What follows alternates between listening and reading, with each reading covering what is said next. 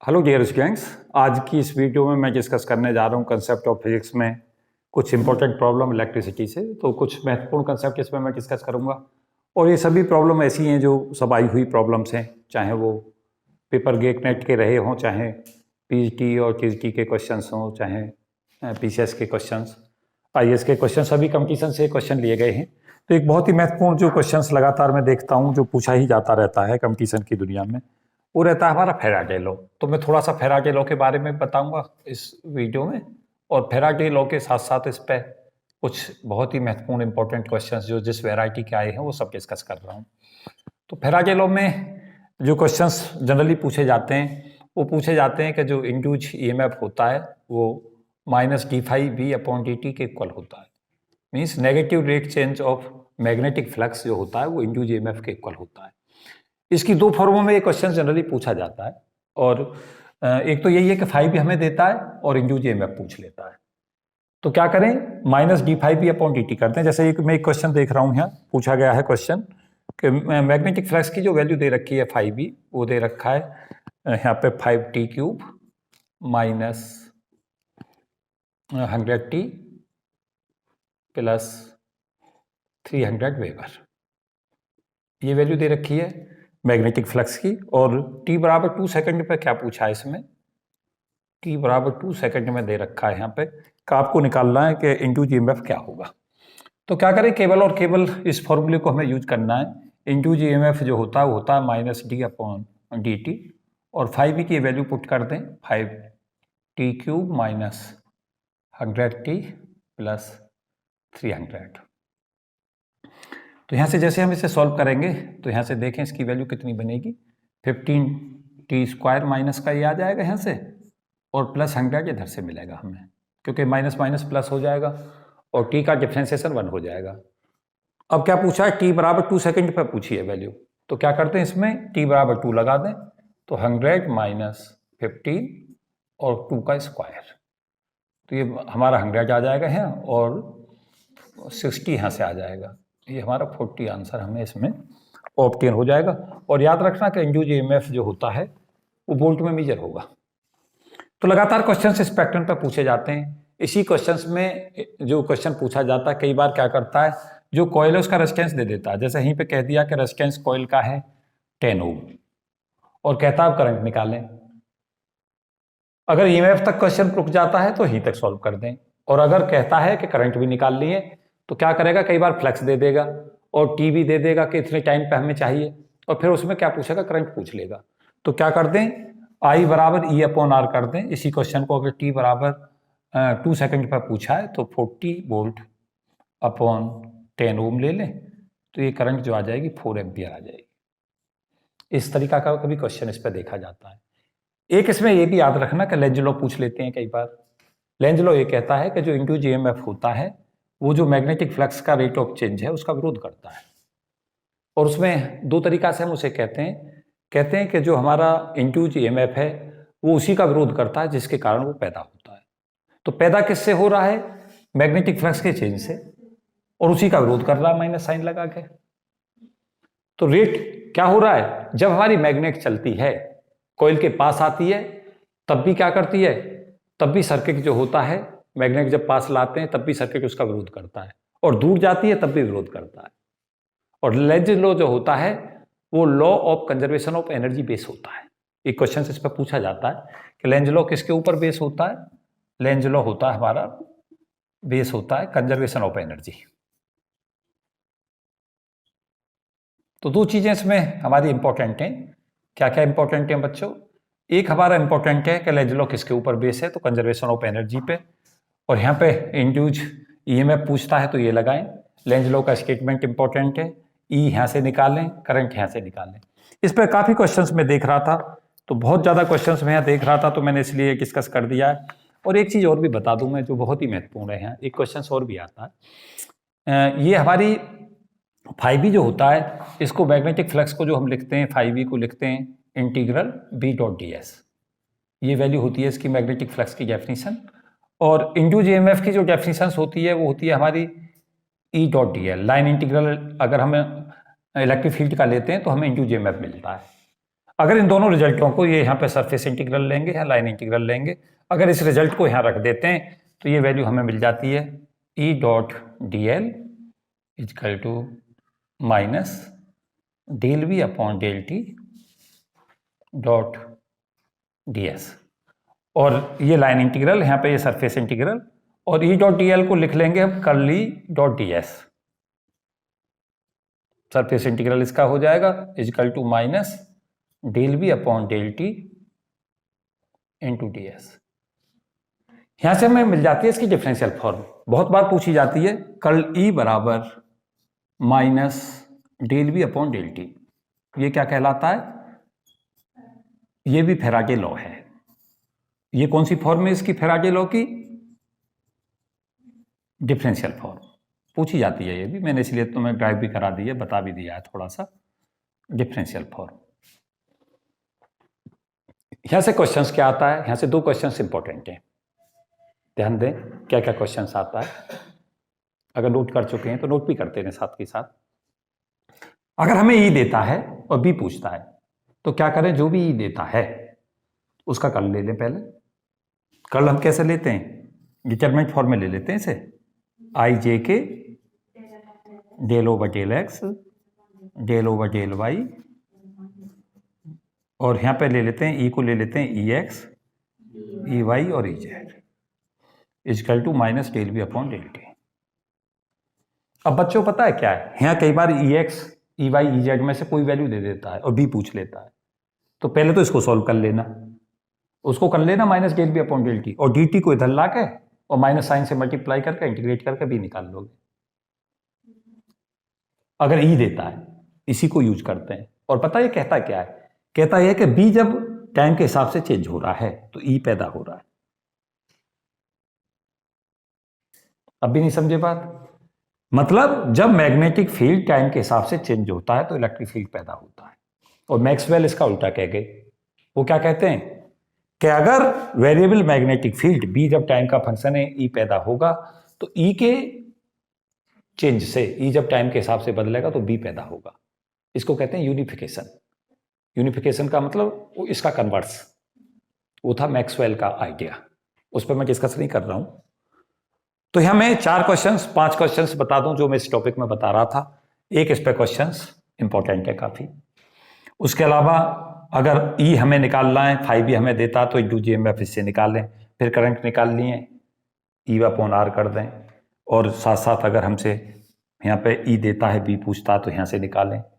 और Lenz law में याद रखें कि कंजर्वेशन ऑफ एनर्जी पर बेस है, ये याद रखें, और ये याद रखें कि इंड्यूस ईएमएफ और इंड्यूस करंट उसी का विरोध करते हैं जिसके कारण वो पैदा होते हैं। तो ये हमारे लिए इंपॉर्टेंट क्वेश्चन थे सारे ही। मैंने काफ़ी डिस्कशन इस पर इसलिए किया क्योंकि यहाँ से मैंने देखा है क्वेश्चंस जो है रेगुलर इंटरवल पर पूछा जाता है। मैं इस वीडियो में सबसे महत्वपूर्ण क्वेश्चन ही डिस्कस करूंगा जो यहाँ से ज़्यादातर पूछे गए हैं। तो कहने को तो मेरे केवल एक ही पॉइंट डिस्कस कर रहा था, पर इस पर मैंने 5 से 6 क्वेश्चन डिस्कस कर दिए हैं। काफ़ी महत्वपूर्ण ये ऐसी वीडियो सिद्ध होंगी क्योंकि जो कॉम्पिटिटिव दुनिया के अंदर हमें इस तरीका की वीडियो की इसलिए ज़रूरत पड़ती है कि जो अप्लाइड क्वेश्चंस आ रहे हैं सीधे सीधे उनमें कैसे हम क्वेश्चनों को हैंडल करते हैं, ये हमारी एक कला होती है। एक क्वेश्चन जो मैं लगातार देख रहा हूँ और बहुत ज़्यादा बार पूछा जाता है, उस क्वेश्चन को डिस्कस करूँगा इसी वीडियो में।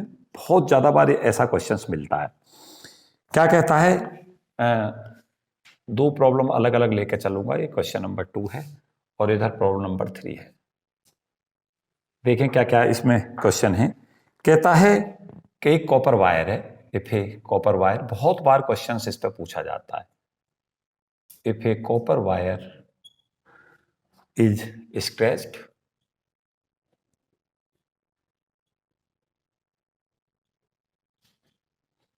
To make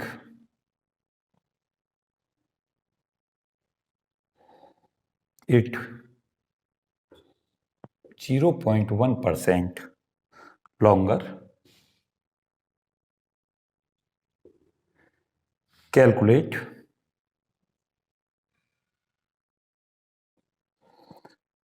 percentage increase in resistance. बहुत ही हॉट टॉपिक रहता है ये। अगर मैं कहूं कि रेजिस्टेंस पे सबसे ज्यादा क्वेश्चन कौन सा आता तो ये इसी फॉर्म पर आता है।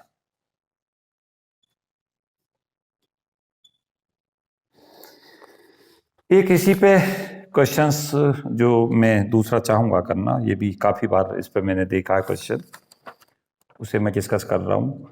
उसमें क्या करता है, कई बार इसकी जो रेडियस है उसको कम कर देता है। देखो ये क्वेश्चन बहुत बार आता है। When a wire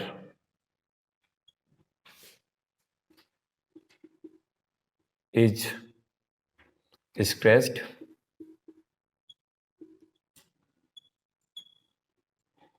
and its radius becomes r/2, calculate resistance।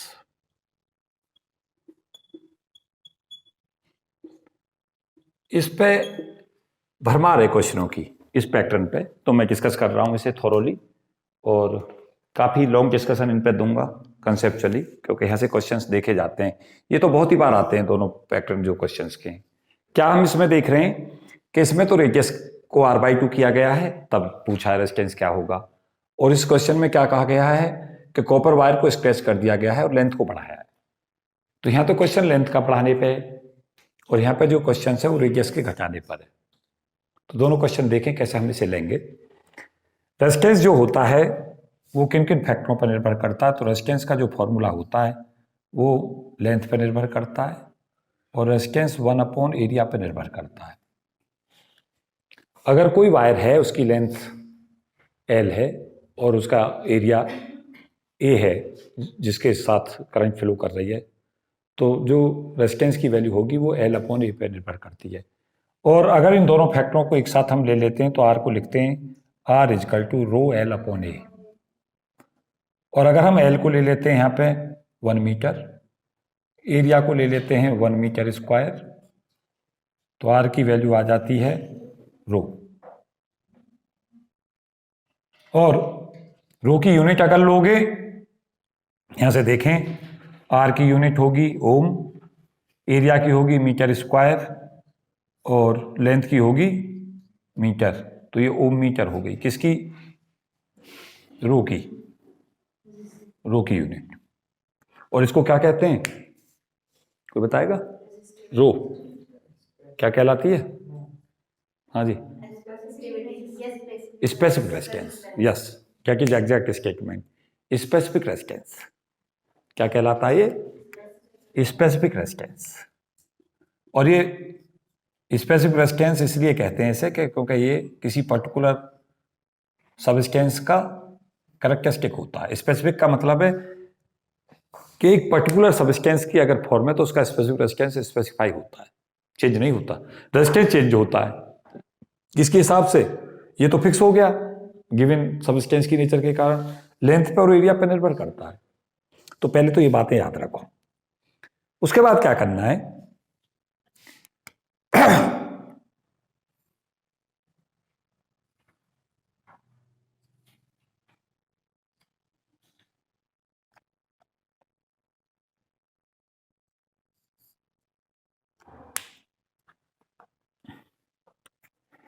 ये हमारा एक एरिया सिलेंडर है, सिलेंड्रिकल वायर है, इसमें करंट फ्लो कर रही है, इसका एरिया ये है और लेंथ L है।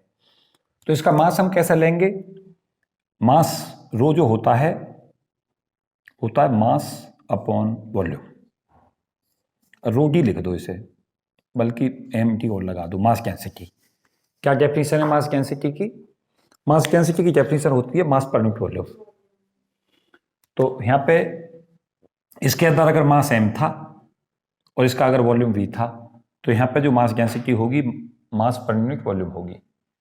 और वॉल्यूम हम कैसे लेंगे? A × L, ये एरिया और ये लेंथ। वॉल्यूम का क्या होगा? वॉल्यूम एरिया × लेंथ होगा। तो ये हमने ले लिया है। यहां से जो वैल्यू है, यहां से देखें, यहां से L जो हमें एरिया जो मिलेगा, एरिया, उसकी वैल्यू कितनी हो जाएगी? M/ρ mass density area. तो इधर आई गया ये, या लेंथ आ जाएगी।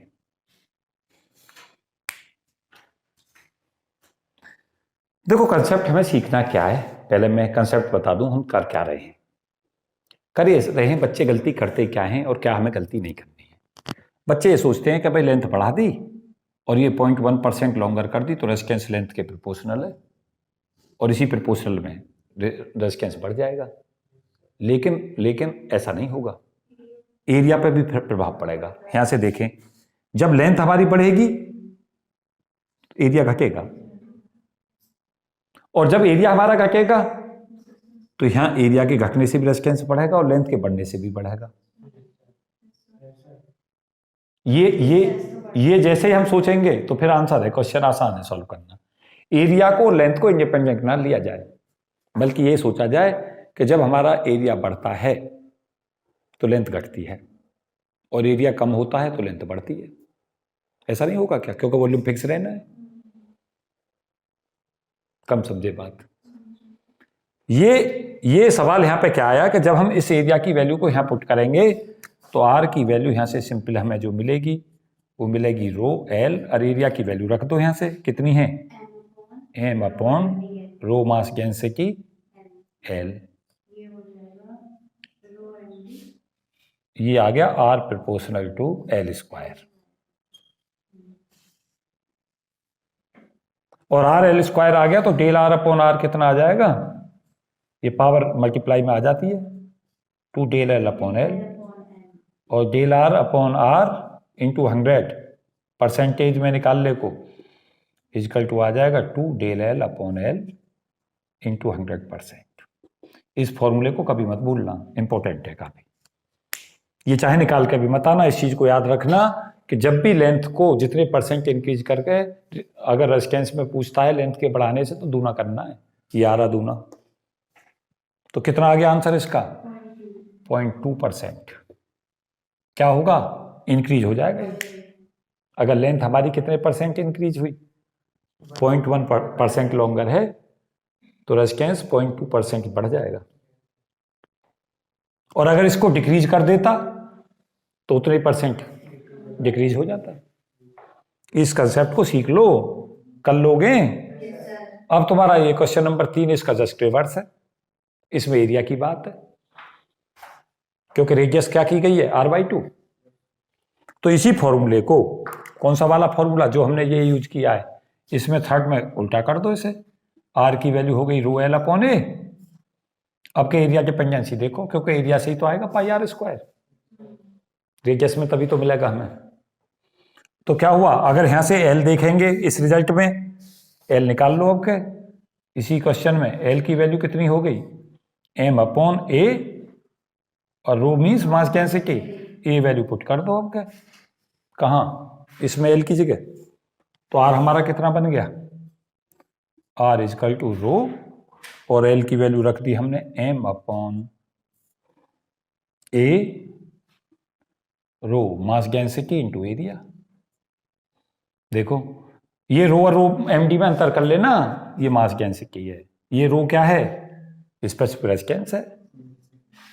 ऐसा लिख दिया मैंने इसलिए शॉर्ट में है स्पेसिफिक रेजिस्टेंस। कभी रो को दोनों को सेम मान लो, अलग है। बहुत सारे तो इसे कैंसिल आउट कर देंगे, ऐसा मत करना। एक मास डेंसिटी है और एक मास डेंसिटी होती है मास पर यूनिट वॉल्यूम। यहां से क्या आ गया? आर। देखो ये फिक्स है, मास फिक्स है, ये फिक्स है, ये तो कैरेक्टरिस्टिक्स है माध्यम के। तो आर किसके प्रोपोर्शनल हो गया? 1/a स्क्वायर हो गया। और वायर का जो एरिया होगा वो पाई आर स्क्वायर होगा।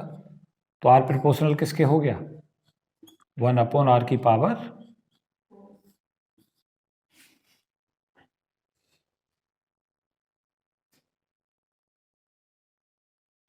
यहां से डेल आर अपॉन आर करोगे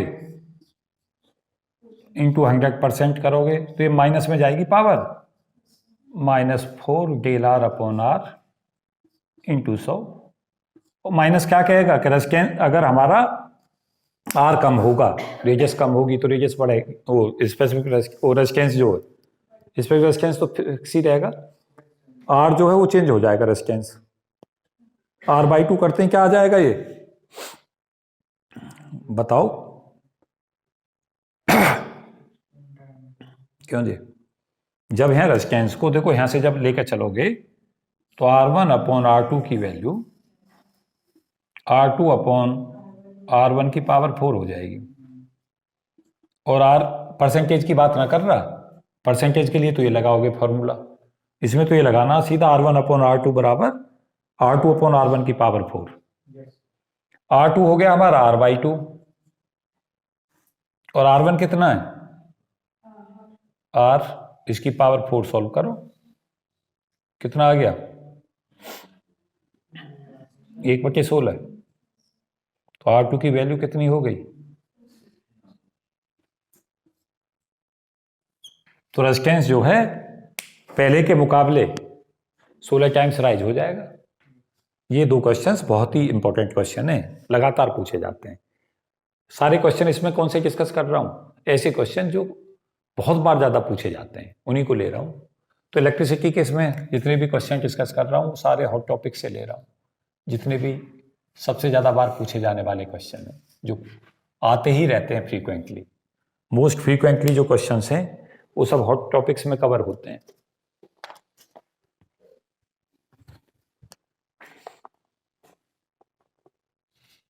रब कर दूं, मुझे उम्मीद है सबने नोट कर लिया होगा साथ ही साथ।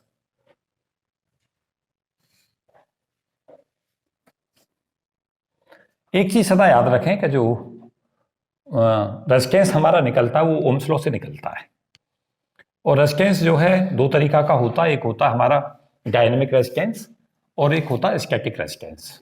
डीसी के लिए तो हम जनरली स्टैटिक रेजिस्टेंस निकालते हैं और एसी के लिए हम डायनेमिक रेजिस्टेंस निकालते हैं, क्योंकि एसी बदलती है, चेंज होती है। तो चेंज में क्या होता है कि वोल्टेज के बदलाव को करंट के बदलाव में कैलकुलेट करते हैं और वहां से हमें रेजिस्टेंस मिल जाता है, तो वो हमारा डायनेमिक रेजिस्टेंस होता है। तो इस तरीका के क्वेश्चंस रखें तैयार, काफी क्वेश्चंस इस पे पूछे जाते हैं, इस पैटर्न पे भी। कुछ इंपॉर्टेंट क्वेश्चंस जो मैं देख रहा हूं इसमें वो हमारे कैपेसिटेंस से पूछे जाते हैं। इंपॉर्टेंट क्वेश्चंस कुछ कैपेसिटेंस के बताता हूं। तो कैपेसिटेंस पे क्या हमारा पूछा जाता है, कैपेसिटेंस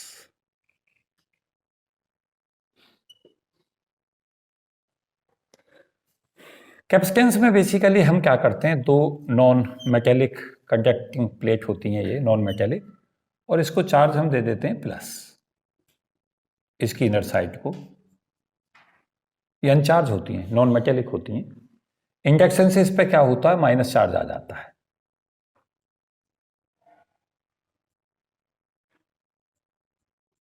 इधर फिर इंडक्शन से आउटर सरफेस पे क्या होता है, प्लस चार्ज आ जाता है, और इसको क्या कर दें, ग्राउंडेड कर दें इस वाले को। यहां से इलेक्ट्रॉन इससे अर्थ से इधर जाते हैं और इसको न्यूट्रलाइज कर देते हैं आउटर सरफेस को। तो ये केस कैसा बना, इस प्लेट पे पॉजिटिव चार्ज और इस पे नेगेटिव चार्ज। नॉन मेटेलिक रखने के पीछे कारण ये होता है कि नॉन मेटेलिक में चार्ज सरफेस पे भी रह सकता है और अंदर भी रह सकता है। मेटेलिक में जो होता है वो मेटेलिक अगर प्लेट हम लेते हैं तो मेटल में जो चार्ज है वो अंदर नहीं रहता, सारा किस पे रहता है, सरफेस पे। तो नॉन मेटेलिक में जो है एनर्जी ज़्यादा स्टोर हो जाती है मेटेलिक के मुकाबले, इसलिए नॉन मेटेलिक कंडक्टर यूज करते हैं। इंपॉर्टेंट क्वेश्चन है, कंपटीशन में पूछा जाता है क्यों हम यूज करते हैं। इसमें बेसिकली जो मैं क्वेश्चन देख रहा हूँ और जितने इस पर क्वेश्चन आए हैं उनमें कुछ इंपॉर्टेंट चीज़ें मैं बता दूं कि जो एक इसमें electric field line of forces जो होती हैं वो ऐसे जाती हैं पॉजिटिव से नेगेटिव की तरफ। मेरा इंटरेस्ट ये तो है नहीं मैं सारे में खींचूंगा, लेकिन थोड़ा सा आइडिया दे दूं, इसी तरीका से आप दिखा सकते हैं सब जगह लगातार। और ये लाइन कैसी होती है बच्चों, इलेक्ट्रिक लाइन ऑफ फोर्सेज ये होती हैं पैरेलल होती हैं एक दूसरे से, काटती तो ये कभी है ही नहीं इलेक्ट्रिक लाइन ऑफ फोर्सेज, और इक्वल डिस्टेंट होती हैं, मींस बराबर बराबर डिस्टेंस पे दिखाई इन्हें। पूछी जाती हैं कि जो हमारा कैपेसिटर है उसमें जो लाइन ऑफ फोर्सेज हैं वो कैसी होती हैं, तो आंसर कैसी लगाओगे, पैरेलल होती हैं इलेक्ट्रिक लाइन ऑफ फोर्सेज और कैसी रहती हैं, इक्वल डिस्टेंट। इसके कारण इस प्लेट के कारण जो इलेक्ट्रिक फील्ड है वो भी इधर को जाएगा, इसके कारण उसकी वैल्यू होती है सिग्मा अपॉन 2 एप्सिलॉन नॉट, एक प्लेट के कारण। और इसकी तरफ आ रही है लाइन ऑफ फोर्सेज, तो दोनों प्लेटों का इलेक्ट्रिक फील्ड क्या होगा, आपस में ऐड होगा। इसके कारण भी इतना ही होगा, सिग्मा अपॉन 2 एप्सिलॉन नॉट। ये यहाँ इलेक्ट्रिक फील्ड है अंदर, बहुत पूछा जाता है। कितना आ गया electric field, sigma upon epsilon not. अगर यहां पे माध्यम भर दे, ध्यान देना मेरी बात, अगर ये तो था कब, जब बीच में फ्री स्पेस है,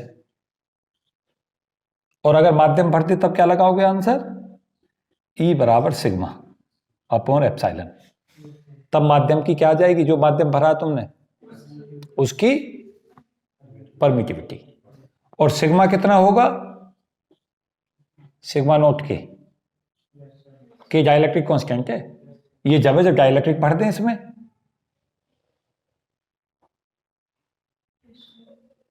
अब क्वेश्चन क्या हुआ, इलेक्ट्रिक फील्ड घट गया है।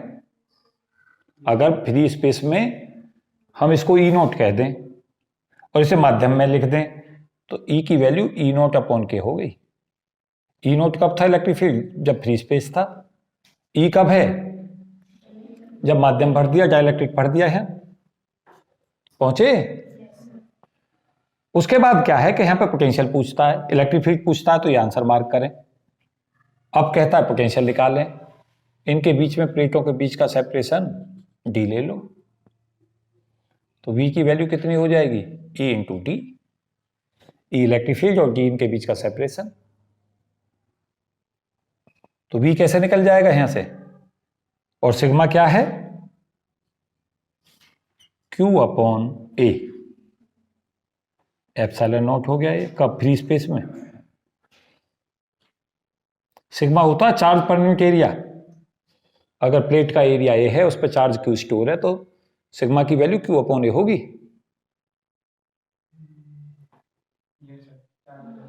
ई की वैल्यू पुट कर दो, कितनी, Q upon A epsilon not into D. तो देखो ये इंपॉर्टेंट है, दिस अंदर इलेक्ट्रिक फील्ड कितना होगा, ये इंपॉर्टेंट है। इलेक्ट्रिक फील्ड अगर ई नॉट है, डाइलेक्ट्रिक के इंट्रोड्यूस के बाद इलेक्ट्रिक फील्ड क्या होगा, देखो एक क्वेश्चन ये बन गया, एक ये बन गया। अब वी पूछेगा तो वी ये होगा। ये कब है, जब हमारा फ्री स्पेस है। अगर माध्यम भर दिया तो क्या कर दोगे, के A epsilon not into D. ये कब है, जब मीडियम फिल कर दिया बीच में, और डाइलेक्ट्रिक कांस्टेंट कितना उसका, के है। और कैपेसिटेंस अब कैसे निकालोगे, सी क्यू अपॉन वी कर दो। कैपेसिटेंस का फॉर्मूला क्या है, चार्ज और जो वी है उसको आपस में डिवाइड करो, क्यू प्रोपोर्शनल टू वी होता है। और एक बात याद रखना, मैं इंपॉर्टेंट बात बताने वाला हूँ, वी की ये वैल्यू यहाँ पुट कर दो। मैं सुनना चाहता हूँ के A epsilon not upon D. ये तो डाइलेक्ट्रिक में आ गया, जब डाइलेक्ट्रिक फिल किया है, और अगर फ्री स्पेस लोगे के की जगह 1 ले लोगे, epsilon not a upon D, और सी अपॉन सी नॉट की वैल्यू कितनी आ गई, के।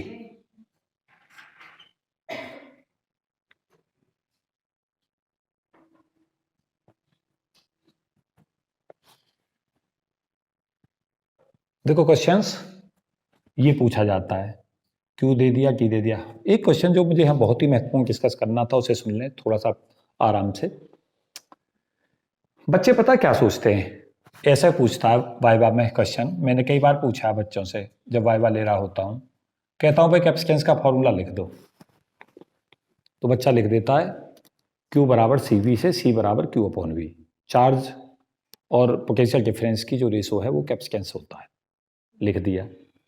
अब बच्चे से मैं कहता हूं कि बच्चों क्यों बढ़ाया, क्यों राइज कर दिया, उससे पूछता हूं भाई कैपेसिटेंस पर बताओ क्या प्रभाव पड़ेगा। बच्चा बहुत जल्दी से कई बार कहता है सर क्यों बढ़ गया तो सी बढ़ गया, लेकिन ऐसा आंसर नहीं है, वी वी क्यू का फंक्शन है। देखो ये रहा, ये क्यू बढ़ेगा तो वी भी बढ़ेगा, क्योंकि क्यू के बढ़ने से यहाँ पे देख रहे होगे वी भी क्यू के प्रोपोर्शनल है, तो कैपेसिटेंस किस पर प्रभाव नहीं डालता, चार्ज से नहीं चेंज होता। यस, डाइलेक्ट्रिक से चेंज होता है। उसके अलावा दो प्लेटों के सेपरेशन पे, यहां से यही तो सीखो, देखो ये रहा C बराबर के epsilon not a upon D, क्या कह रहा है, ये तीन चीजों पर निर्भर कर रहा है, ये तो फिक्स है। एक कर रहा है डाइलेक्ट्रिक, तुमने यहां डाइलेक्ट्रिक कौन सा भर रखा है, एक किस पर कर रहा है, एरिया ऑफ द प्लेट, ये जो प्लेट है इनका एरिया क्या है, एक इनके सेपरेशन पे कर रहा है। और क्या हो रहा है कि C हमारा के बढ़ाने से बढ़ेगा, C हमारा एरिया के बढ़ाने से बढ़ेगा, और D दोनों प्लेटों के बीच के सेपरेशन के बढ़ाने से घटेगा। इस बात को नहीं समझ पाए?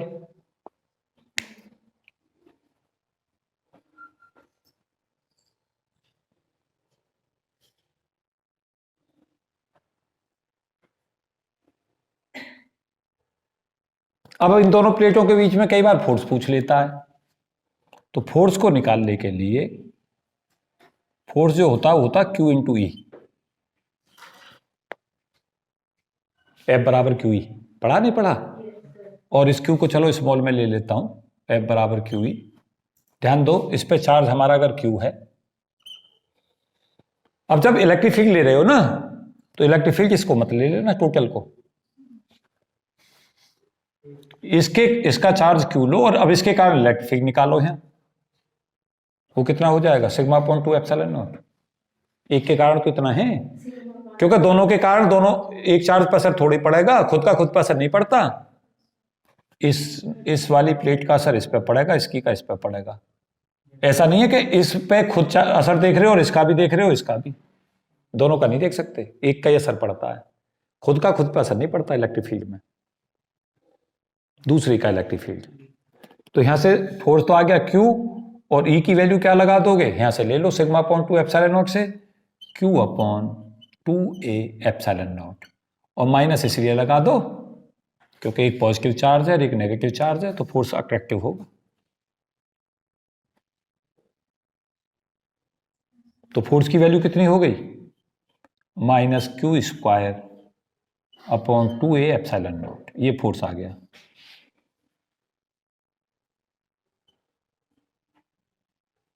ये फोर्स निकल गया, ये इलेक्ट्रिक फील्ड निकल गए, यहाँ कैपेसिटेंस निकल गई, यहाँ पोटेंशियल निकल गया, और हमें एनर्जी चाहिए, तो एनर्जी का फॉर्मूला होता है U बराबर हाफ CV स्क्वायर। कैपेसिटर में एनर्जी कितनी स्टोर होती है, हाफ CV स्क्वायर। और अगर तुमने माध्यम ले लिया, ये तो है कब, इन जनरल फॉर्मूला, और U का फॉर्मूला हो जाएगा अगर फ्री स्पेस है तो half C not V not इसका स्क्वायर, कब, जब बीच में कोई माध्यम नहीं भरा, फ्री स्पेस है। और अगर हमने माध्यम भर दिया तो C तो हो जाएगा KC नॉट, क्यों जी, माध्यम भरते कैपेसिटेंस K टाइम्स बढ़ जाएगा, और V हो जाएगा V नॉट अपॉन K। कहां से पता चला मुझे, यहां देखो, V ये है और इसको V नॉट कह दो, तो V बराबर V नॉट बाई K नहीं दिख रहा, पोटेंशियल 1 अपॉन K टाइम्स कम हो जाता है अगर डाइलेक्ट्रिक में भर दें। क्या सीख रहे हो, बहुत बार आता है क्वेश्चन, क्या K के इंट्रोडक्शन से क्या क्या प्रभाव पड़ता है। C K के प्रोपोर्शनल चलता है, तो डाइलेक्ट्रिक के भरने से कैपेसिटेंस बढ़ता है। E 1 अपॉन K पर निर्भर करता है, तो डाइलेक्ट्रिक के इंट्रोड्यूस करने से इलेक्ट्रिक फील्ड जो है घटता है। V 1 अपॉन K पर निर्भर करता है, डाइलेक्ट्रिक कांस्टेंट के इंट्रोड्यूस करने से घटता है। फॉर्मूले देख लो सब, और एनर्जी यहां से पता चल रही है, एनर्जी पे क्या प्रभाव पड़ा, half C not V not square by K हो गई, तो U नॉट बाई K नहीं हो गई, तो एनर्जी 1 अपॉन K टाइम्स कम हो गई है।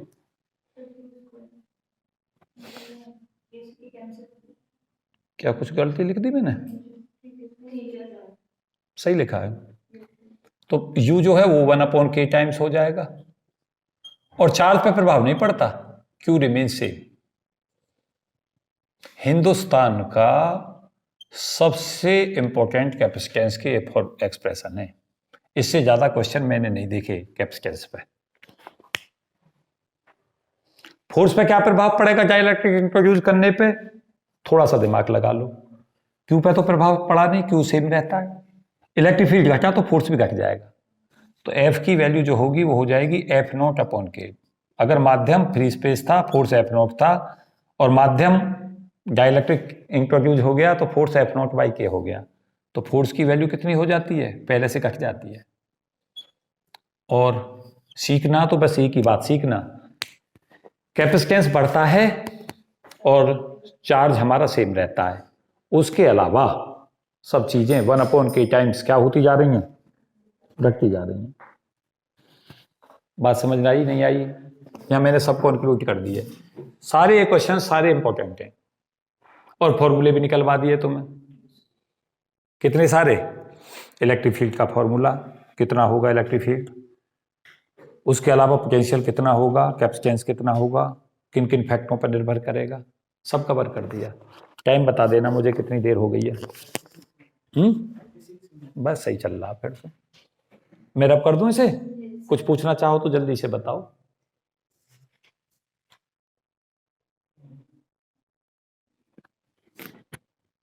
ये सारे क्वेश्चन ऐसे थे जो मैंने अभी 5-6 कंक्लूजन निकाले, सब आए हुए हैं। जो मेरे पास ये बुक है जो मैं देख रहा हूं, इसमें क्वेश्चन लगातार क्या देखे जा रहे हैं, इनसे पूछे जाते हैं। कहता है कि एक डाइलेक्ट्रिक इंट्रोड्यूस कर दिया जाता है पैरेलल प्लेट कैपेसिटर में, बताएं किस पे क्या क्या प्रभाव पड़ेगा। आंसर क्या लगाना है इसमें? आंसर लगाना है प्रभाव पड़ेगा, कैपेसिटेंस बढ़ जाएगी के टाइम्स, चार्ज पे कोई प्रभाव नहीं पड़ेगा। अलग अलग क्वेश्चन आए हुए हैं ये सब। फोर्स 1/k टाइम्स हो जाएगा फ्री स्पेस के मुकाबले, एनर्जी 1/k टाइम्स हो जाएगी, और V और E 1/k टाइम्स कम हो जाएंगे, है ना। बहुत क्वेश्चंस इस पर देखे जाते हैं। एक क्वेश्चन जो मैं यहां देख रहा हूं वो भी याद रखें कि अगर हमारा जैसे ये प्लेट थी, पॉइंट नंबर कितना चल रहा था? 4th करा दिए थे क्या? फिर तुम्हें क्या है कि यहाँ पे कई बार क्या करता है, ऐसा दे देता है क्वेश्चन में कि ये 2 प्लेट दे देता है,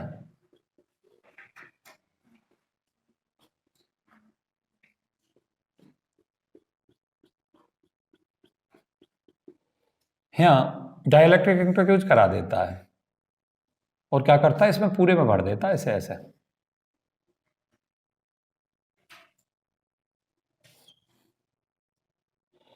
यहाँ ये पॉजिटिव आ जाता है इंजेक्शन से और इसको ग्राउंडेड कर देते हैं, ये बन गया पैरेलल।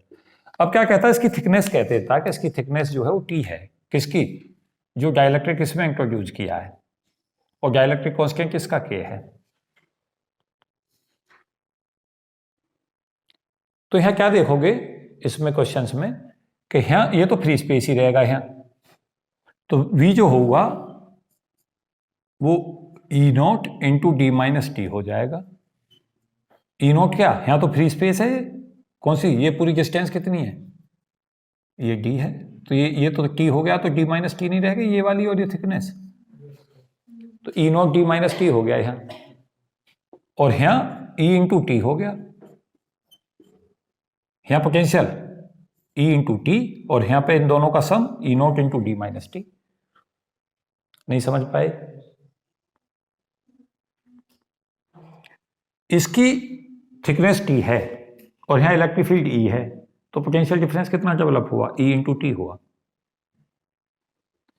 यहां से यहां तक की डिस्टेंस D है और ये T निकल गई, तो ये डिस्टेंस और ये डिस्टेंस कुल कितनी है? D माइनस टी, और वहां पे इलेक्ट्रिक फील्ड कितना चल रहा है? E not. तो इसमें और इसमें पोटेंशियल डिफरेंस की वैल्यू ये हो गई और इसमें इतनी हो गई, टोटल इतना हो गया। नहीं पहुंच पाए? और E नॉट की वैल्यू कितनी थी? 4 से उठा रहा हूं, Q upon A epsilon not थी, अभी नहीं पढ़ाया। और यहाँ E कितना था? Q अपॉन के A epsilon not into T. ये तो इलेक्ट्रिक फील्ड लिया माध्यम में, जहां डाइलेक्ट्रिक कांस्टेंट के है, ये फ्री स्पेस में ले लिया। और C की वैल्यू को, कैपेसिटेंस हमें चाहिए, C बराबर Q अपॉन V कर दो, V ये निकल ही गया, ये सिंपल आ जाएगा epsilon not A upon D minus T plus T upon के। बहुत आते हैं क्वेश्चन इस पे। ये कब है? ये कैपेसिटेंस का फॉर्मूला जब है जब आपने क्या कर दिया, डाइलेक्ट्रिक है लेकिन वो पूरे को नहीं भरा, थिकनेस टी का है, तब ये लगाओगे फॉर्मूला।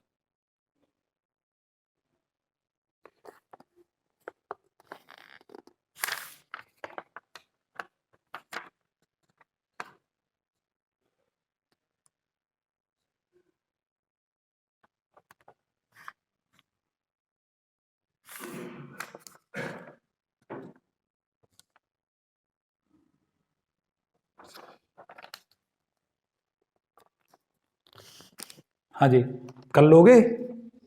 अब यहाँ पे क्वेश्चन आते क्या क्या है इस पे बता दूं। ए दे देता है, डी दे देता है, टी दे देता है, के देता है, सी पूछ लेता है। कई बार सी दे देता है, ए डी और टी देता है, के पूछ लेता है। सदा याद रखें। और एक चीज कभी ना भूलें कि जो मेटल्स होती हैं उनका के इन्फिनिटी होता है, डाइलेक्ट्रिक कांस्टेंट मेटल के लिए।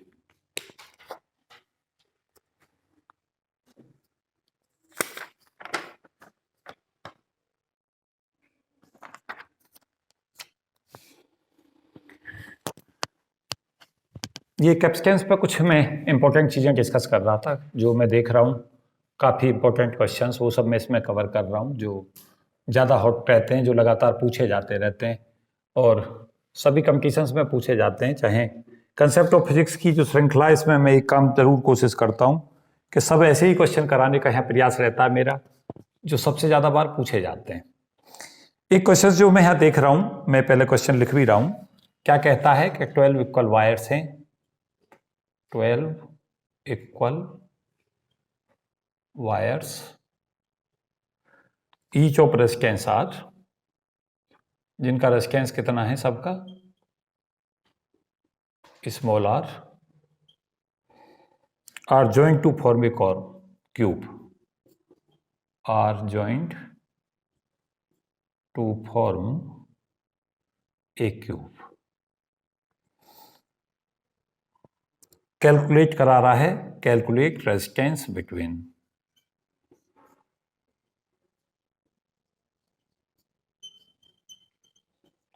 टू डायगोनली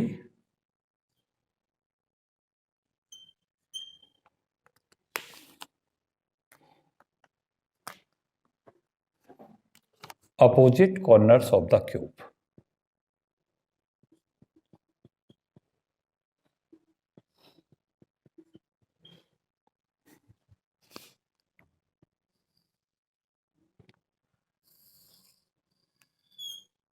सबसे महत्वपूर्ण क्वेश्चन मैं इसमें डिस्कस कर रहा हूं, जो बहुत ज़्यादा बार पूछे गए हैं। मेरी कोशिश ये है कि जो सबसे महत्वपूर्ण क्वेश्चन है, जो कम से कम 5-5, 10-10 बार पूछे जा चुके हैं कंपटीशंस की दुनियाओं में, उन्हीं सब डिस्कस कर रहा हूँ। कुछ तो ऐसे हैं इनमें से जो लगातार ही पूछे जाते हैं।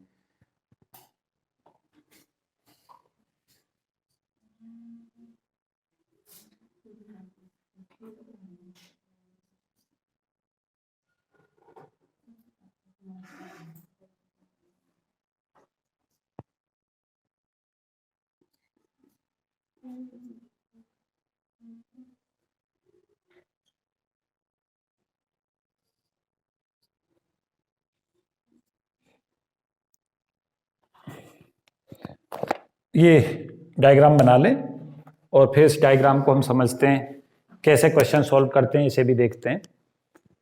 देखें क्वेश्चन क्या कैसे पूछा गया है। ये 12 इक्वल वायर हैं जिनके ईच ऑफ रेजिस्टेंस आ रहे हैं, तो ये देखें यहाँ 12 वायर हो जाएंगे। ये तुम्हारे वायर्स हैं, इस तरीक़ा से कनेक्टेड हैं, और जब हम इन्हें कनेक्ट कर देंगे 12 वायर्स को, तो एक हमारा क्यूब बन जाएगा। जो क्यूब बनता है उसमें पूछा है कि दो डायगोनली अपोजिट कॉर्नर्स पे हमें क्या पूछा गया है, रेजिस्टेंस। तो ये मान सकते हैं डायगोनली अपोजिट कॉर्नर्स जो होंगे वो देखो ए और ये जी, ये हमारे डायगोनली अपोजिट हैं बिल्कुल। तो यहाँ रेजिस्टेंस जो पूछा है ये माने ए और जी के पूछा है। क्या करें, यहाँ से जो करंट है उसको आई फ्लो करा दें इसमें, पॉइंट ए से। अब क्या होगा कि ए से लेके बी तक इस वाले यहाँ पे इस करंट का 3 जगह डिवीजन होगा। I/3 करंट तो इधर जाएगी, I/3 करंट इधर जाएगी। फिजिक्स क्या कहती है, अगर सामने रेजिस्टेंस इक्वल हैं, सामने रेजिस्टेंस इक्वल हैं और करंट एक इंट्रोड्यूस होती है और तीनों जगह करंट का डिवीजन होना है, तो सेम सिचुएशन में करंट भी सेम फ्लो करेगी। इसका मतलब क्या हुआ, ये इसमें भी I/3 करंट जाएगी, इसमें भी I/3 जाएगी और इधर भी I/3 जाएगी। अब यहां देखें, यहां पे फिर ये करंट कितने हिस्से में बटी, यहां से देखें 2 में। इधर कितनी आ गई, हाफ हाफ चली जाएगी, I/6 इधर आ गई, I/6 इधर आ गई। इस करंट को देखें, यहां से जो करंट है ये 2 में बटी, इधर जाएगी, आधी इधर जाएगी, I/6 यहां पर आ ही रही है, इधर से लिख दें। इधर से I/3 है तो यहां पे फिर से देखें, ये 2 पार्ट्स में बटी, तो I/6 इधर आ गई और I/6 इधर आ गई। इस पॉइंट पे जाएं, I/6 इधर से आई, I/6 इधर से आई, तो इधर कितनी गई,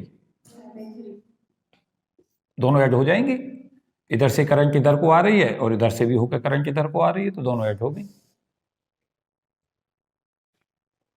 यहां से देखें, ये I/6 है इधर और इधर से भी I/6 है, तो इधर करंट कितनी जाएगी, तो ये करंट का डिवीजन सीख गए होंगे। यहां देख लें, इधर से I/6 आई, इधर से I/6 आई, तो इधर कितनी जाएगी। अब देखो यहां I/3 इधर से जा रही है, I/3 इधर से जा रही है, I/3 इधर से जा रही है, तो यहां करंट कितनी पहुंची है, आई आ गई फिर से। इसका मतलब डिवीजन तुम्हारा सही जा रहा है। तो डिवीजन सिखाया तुम्हें कैसे बांटते हैं।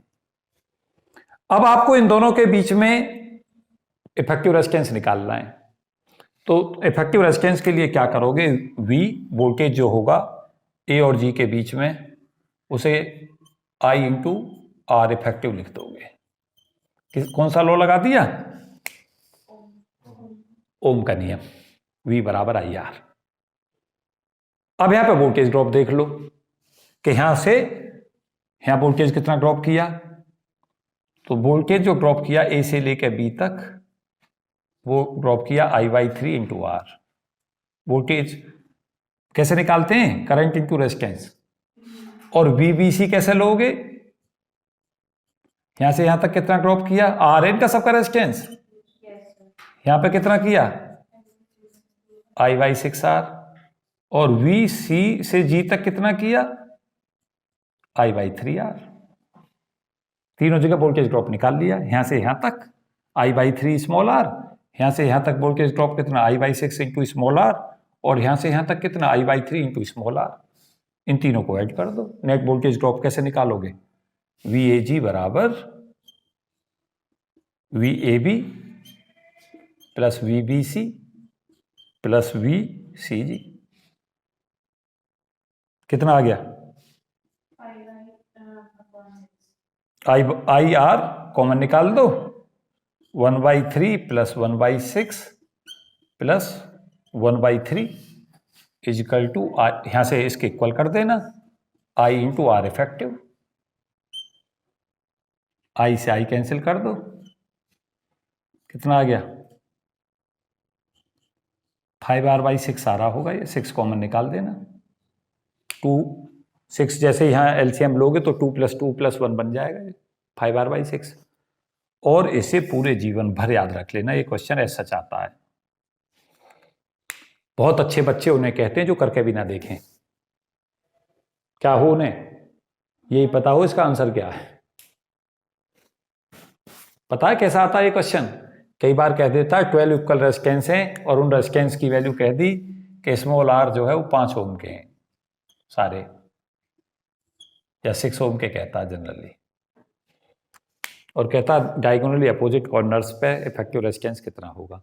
तो 5/6 स्मॉल r अगर याद है तो स्मॉल r को 6 रख दो, 5 आंसर आ जाएगा। सीधा आंसर लगाते हैं बच्चे, बहुत पूछा जाता है। आज इस लेक्चर का सबसे इम्पोर्टेंट और हॉट टॉपिक क्वेश्चंस है ये, जो लगातार पूछा गया है।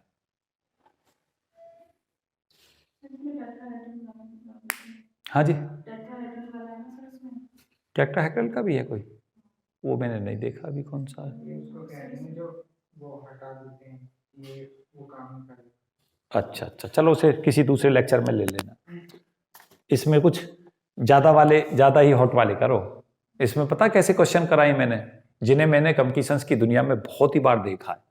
जैसे कैपेसिटेंस के वो क्वेश्चंस हैं, बहुत पूछे जाते हैं कि डाइलेक्ट्रिक क्यों यूज किया, क्या चेंज हो जाएगा, कितने टाइम चेंज होगा, लगातार आता है। फिर डाइलेक्ट्रिक के साथ कैपेसिटेंस का एक्सप्रेशंस, दिस क्वेश्चंस। और तुमने देखा होगा फैराडे लॉ के तो पीछे ही पड़ा रहता है एग्जामिनर। जो मैंने लेक्चर की शुरुआत की थी पहले ही क्वेश्चन से, बहुत ज़्यादा बार पूछा गया क्वेश्चन है वो। तो समझ गए होगे। इससे ना करके अगर तुम इधर से करना चाहोगे, देखो तुम्हारे पास विकल्प हैं। इससे करना चाहोगे, इस रास्ते से चलोगे, इससे चले जाओ, तब भी हम इसी कंक्लूजन पर पहुंचेंगे। तब I/3 small r plus I/6 small r plus I/3 small r बराबर I r इफेक्टिव हो जाएगा, तब भी आंसर यही होगा। तो किधर से ही चलें और क्या करें, याद रखें कि स्टैंडर्ड क्वेश्चनों के आंसर तक भी रख लें। उससे क्या फायदा होता है, सॉल्व नहीं करना पड़ेगा। 5/6 स्मॉल r बराबर देखते ही आंसर लग जाता है। और एक चीज याद रखना, ये याद रखना, जमाना ऐसा है कि रटे हुए को ऐसा फेल करता है एग्जामिनर कि उसने क्वेश्चन में दिया r इफेक्टिव जो बन रहा है डायगोनली अपोजिट 5r/6 और इसकी वैल्यू दे दी और स्मॉल r पूछ लिया, आंसर बदल जाएगा। उल्टा भी पूछ सकता है। अब तक तो सीधे पूछे हैं, कैसे, स्मॉल r की वैल्यू 6 दे दी, r इफेक्टिव पूछ लिया डायगोनली अपोजिट कॉर्नर पे। अगर आपका ये दे दिया, ये पूछा तो 6/5 इंटू r इफेक्टिव लगाना स्मॉल r की वैल्यू। ऐसे बदलता है क्वेश्चन। और कई बार जो बच्चे ना समझ के जाते, रटे हुए होते हैं, वो गलत कर देते हैं। तो ध्यान देखना कि पूछा क्या है।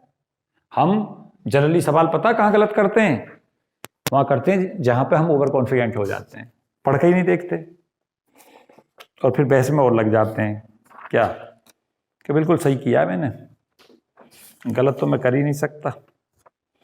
कितना समय हो गया भाई वीडियो में?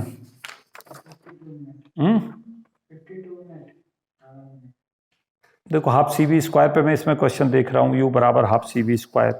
बहुत आता है हाफ CV² पे क्वेश्चंस, इतनी ज्यादा बार पूछी जाती प्रॉब्लम है ये।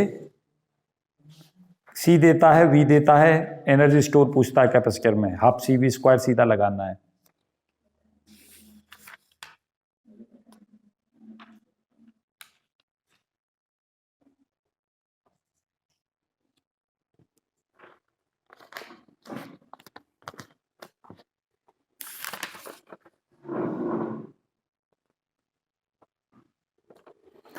देखो किरचॉफ्स लॉ में दो चीजें जरूर याद रखो कि किरचॉफ का जो करंट लॉ है वो तो कंजर्वेशन ऑफ किस पे बेस है, गेट इज बेस ऑफ, लिख लो, Kirchhoff's current law is based upon current law, conservation of charge पे बेस है। और किरचॉफ का वोल्टेज लॉ जो होता है वो एनर्जी कंजर्वेशन पे बेस है। एक क्वेश्चन ये बहुत पूछा जाता है, पॉइंट नंबर 7 डाल दो क्या, किरचॉफ करंट लॉ। इसमें सदा याद रखो कि आने वाली जो धारा है और जाने वाली वो बराबर होती है। जैसे क्या हुआ कि एक पॉइंट ये है, इस पे करंट आती हैं I1, I2, इस जंक्शन पे I3, ये तो आती हैं।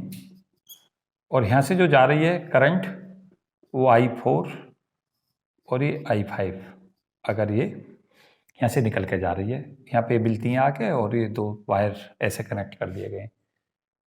तो ये आने वाली जो करंट हैं इस पॉइंट पे वो होंगी I1 plus I2 plus I3, ये तो इधर आई है करंट। और जाने वाली कौन सी होगी इस पॉइंट से, I4 प्लस I5।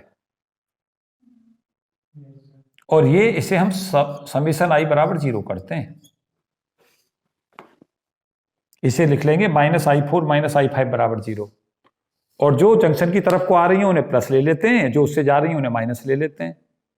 और इसका मतलब समझ रहे हो, इसका मतलब है समेशन आई का मतलब होता है Q upon T,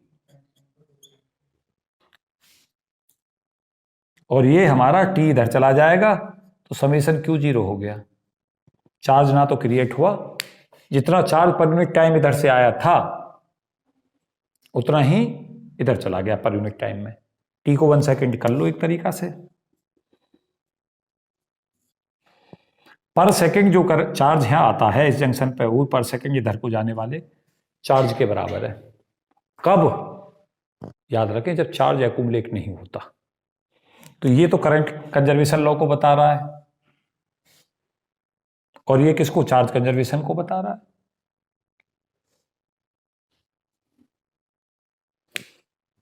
conservation of charge पे बेस है, क्योंकि charge conservation per unit time तो करंट है, चार्ज पर यूनिट टाइम को ही तो क्या कहते हैं। और जो किरचॉफ का वोल्टेज लॉ कहता है वो क्या कहता है बताएं? एनर्जी कंजर्वेशन पर बेस है। क्या कहता है? हाँ जी, समेशन आई आर बराबर समेशन ई, क्लोज लूप के अंदर सभी वोल्टेजों का वेक्टर सम। उसका वोल्टेज का वेक्टर सम की भी जरूरत नहीं है, केवल पॉजिटिव नेगेटिव साइन जरूर देखने पड़ते हैं। वो जो समेशन वी होता है वो जीरो होता है। ये तो समेशन आई जीरो है, और ये तो है किस पे बेस? Conservation of charge. और किरचॉफ वोल्टेज लॉ किस पे बेस है?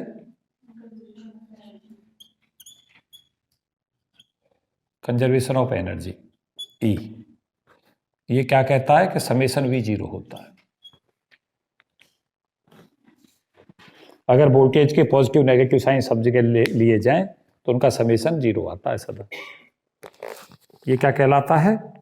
Conservation of energy. और ऊपर का क्या कहलाता था? चार्ज।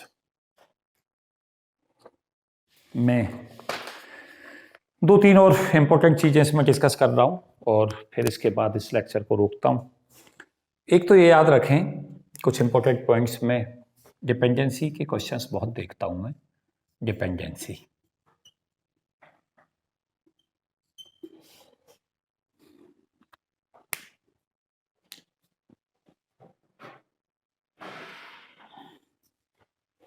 डिपेंडेंसी में क्या है कि जैसे हमारा एक चार्ज है Q, और इससे r डिस्टेंस के ऊपर इलेक्ट्रिक फील्ड और पोटेंशियल पूछता है।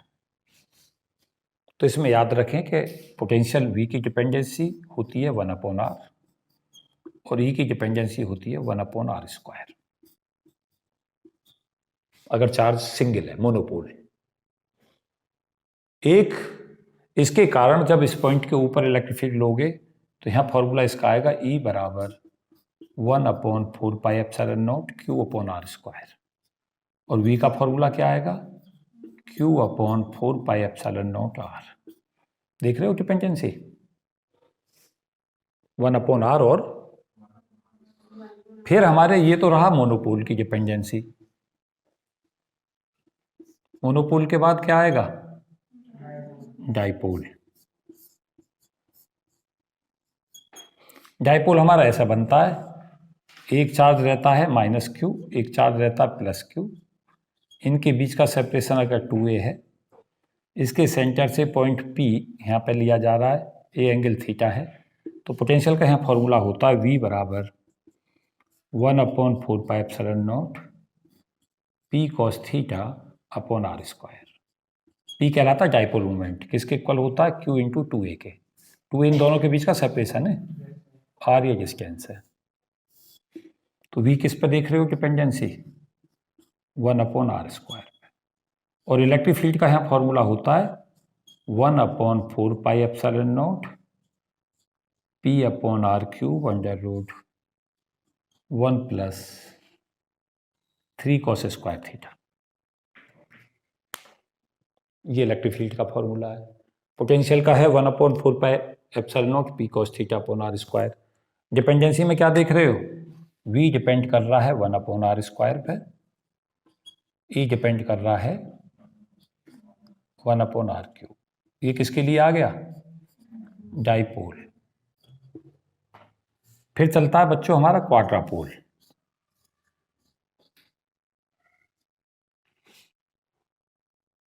क्वाड्रापोल में v की जो डिपेंडेंसी है वो डिपेंड करती है 1/r³ पे, और ये डिपेंड करता है 1/r⁴ पर। क्वाड्रापोल ऐसा बनता है, ये -2q चार्ज यहाँ रख दो, +q यहाँ रख दो, +q यहाँ रख दो। इसके सेंटर से एंगल थीटा बना के इस पॉइंट पे P निकालते हैं, P पे इलेक्ट्रिक फील्ड और पोटेंशियल। ये इस पर डिपेंडेंसी ऐसे आती है। दो डाइपोल हो जाते हैं ये, एक -q और +q एक डाइपोल, और एक -q और +q एक डाइपोल। उल्टा भी कर सकते हैं, यहाँ पे -q, यहाँ -q, यहाँ +2q रखें, ऐसे भी रख सकते हैं। फिर हमारी डिपेंडेंसी आती है ऑक्टापोल की, ऑक्टापोल डिपेंडेंसी। बहुत आते हैं इस पे क्वेश्चन। ऑक्टापोल में फिर क्या कर दें, एक पावर और बढ़ा दें, v 1/r पे, r⁴ पे, और e 1/r⁵ पे। तो ये चारों डिपेंडेंसियों को अच्छे से कर लें, ये दोनों फॉर्मूले कर लें, ये दोनों कर लें। तो मुझे उम्मीद है कि जो इस तरीक़ा के कंसेप्ट हैं वो आपको थोड़ा सा आइडिया भी देंगे। तो काफ़ी इंपॉर्टेंट चीज़ें मैं इसमें डिस्कस कर रहा था। मुझे उम्मीद है कि ऐसी वीडियो जो काफ़ी सार्थक रहेंगी, खासतौर से जो क्विक रिवीजन के तौर पे काम आती हैं, और ऐसे कंसेप्ट इसमें डिस्कस होते हैं जो लगातार पूछे जाते हैं। तो इस वीडियो में इतना ही। Thank you and best wishes for all of you. Jai Hind.